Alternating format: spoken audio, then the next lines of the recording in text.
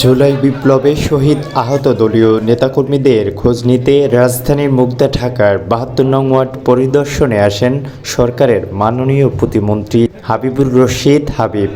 পরিদর্শনকালে তিনি মুগদা ৭২ নং ওয়ার্ড বিএনপির সভাপতি জিয়াউল হক রতনের এলাকায় যান এবং স্থানীয় শহীদ পরিবারের সদস্যদের সাথে সাক্ষাৎ করেন।